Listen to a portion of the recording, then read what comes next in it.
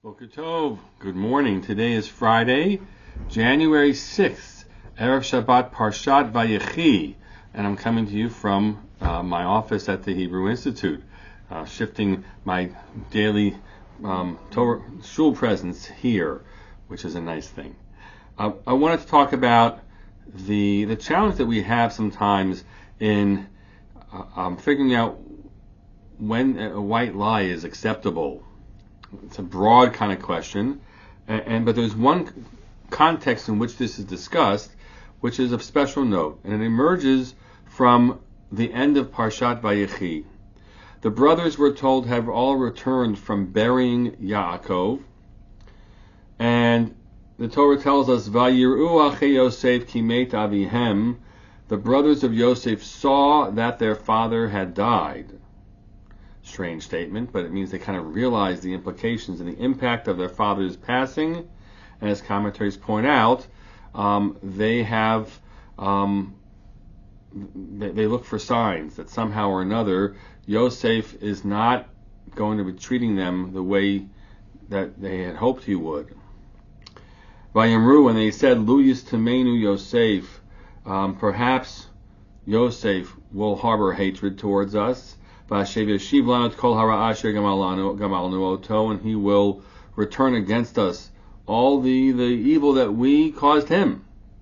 And therefore, we're told, Vayitzavu el Yosef limor, avicha tziva lifnei moto limor.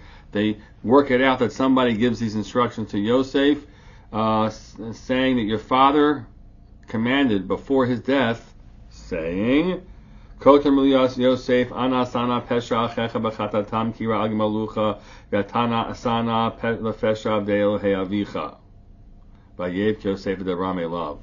They quote him as saying, "Please tell Yosef that I'm please forgive your brother for their the crimes of your brothers and their sin, which was indeed, and they caused you great evil, and now please forgive the sin of the servants of the God of your father." And Yosef, we're told, cries as they spoke to him. It is a little complicated, or not so complicated, to look at this text and ask the question, well, where was such a command? Where did Yaakov say that this should be said? Now, it's possible, as commentaries sometimes point out, you don't have to have the original quote, and you learn things from the quotation now of what happened earlier, and then you'll know this is what he said. But the Gemara does not presume so. And listen to the words of the Gemara. Amar Rabbi Eli Mishum Rabbi Elazar ben Shimon. This is the Gemara in Yevamot. Mutar lo le'adam lishanot b'davar hashalom.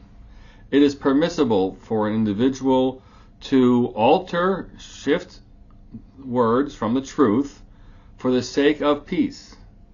She'amar avicha tziva v'chulei.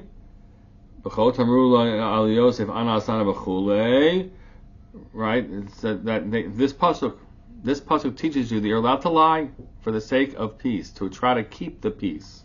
It goes on to describe cases where it's sometimes a mitzvah to do so, from the story of Sarah and Abraham and how she speaks about him, and in fact that God himself encourages such a thing to protect Shmuel and perhaps keep the nation of Israel from a civil war when he goes to anoint David and when Saul is yet the king.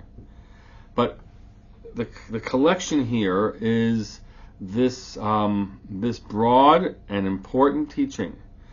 However much emet is a crucial and essential part of life, truth, shalom is even more so. Now the answer is, it isn't that we continue to always lie. Every time something bad is truthful, and we can't find ways to lie about it to protect ourselves. That's not a good way. You have to face the music when the truth is bad, and you can't evade judgment or whatever the music is for you. But as a core statement about familial and interpersonal issues, especially so, we do whatever we can to help ensure that peace reigns. We play down differences and look to find ways to bring people together.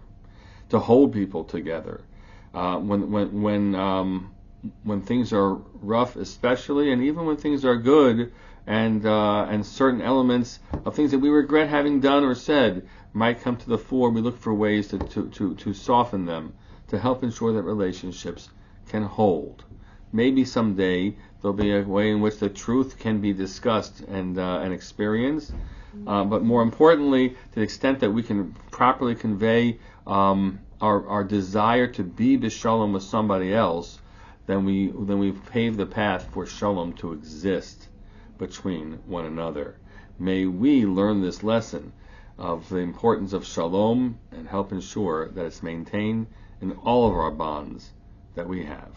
Wishing you all a Shabbat Shalom.